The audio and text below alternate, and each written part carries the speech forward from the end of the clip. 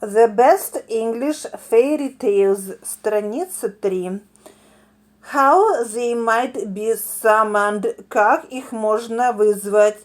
How tasks might be imposed on them, как им приказывать to be as slaves to men, чтобы стали рабами человека.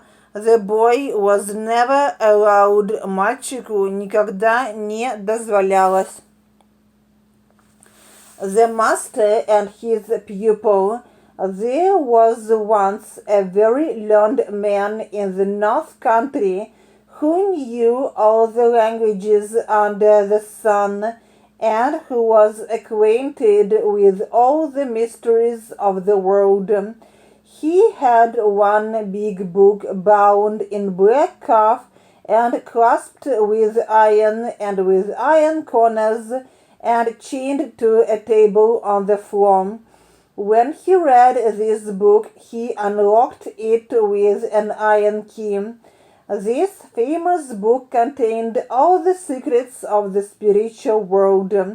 It told how many angels there were in heaven, and how they marched in their ranks and sang, and what were their several functions, and what was the name of each great angel of might, and it told of the demons, how many of them there were, and what were their several powers, and their labors, and their names, and how they might be summoned, and how tasks might be imposed on them, and how they might be chained to be as slaves to men.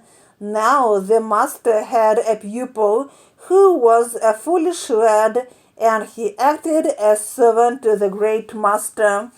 The boy was never allowed to, страница 4, which when held to the ear, которая, если ее приложить к уху, in vain, напрасно. Look into the black book, hardly to enter the private room. One day the master was out. The lad was very curious, so he hurried to the chamber where his master kept his wonderful apparatus for changing copper into gold and lead into silver. There was his magic mirror in which he could see all that was passing in the world. There also was the shell which, when held to the ear, whispered all the words that were spoken by anyone the master desired to know about. The lad tried in vain with the crucibles to turn copper and lead into gold and silver. He looked long and vainly into the mirror. Smoke and clouds passed over it, but he saw nothing plain, and the shell produced to his ear only indistinct murmurings, like the breaking of distant seas on an unknown shore. I can do nothing, he said, as I don't know the right words to utter, and they are locked up in that magic book. He looked round, and see, the book was not locked. The master had forgotten to lock it before he went out. The boy rushed to it and opened the volume.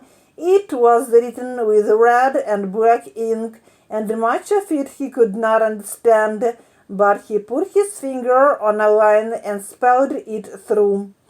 Страница 5. At once the room was darkened, and the house trembled. A clap of thunder rolled through the passage and the old room, and there stood before him a horrible, horrible form, breathing fire and with eyes like burning lamps. It was the demon whom he had called up to serve him.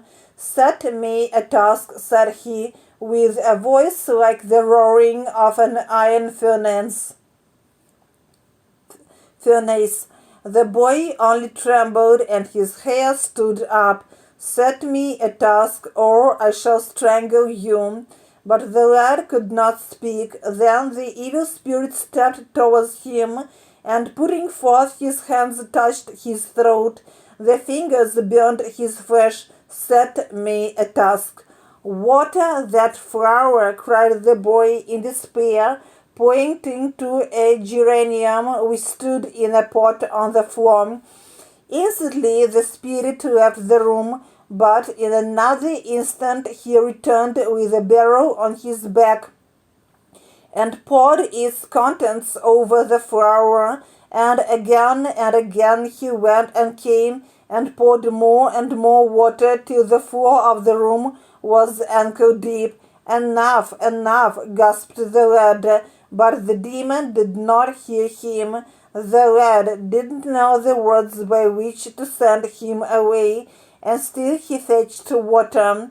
Whom he had called up, которого он вызвал, "Set me a task, приказывай мне."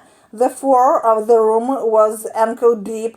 Воды в комнате стало по щиколотку. Страница 6. It rose to the boy's knees, and still more water was poured. It mounted to his waist, and the demon still kept on bringing barrels full. It rose to his armpits, and he scrambled to the table top. And now the water in the room stood up to the window and washed against the glass and around his feet on the table. It still rose, it reached his breast.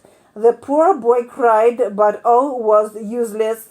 The evil spirit was pouring and pouring and pouring water, but the master remembered on his journey that he had not locked his book, and therefore returned, and at the moment when the water was bubbling about the pupil's chin, rushed into the room and spoke the words which cast the demon back into his fiery home.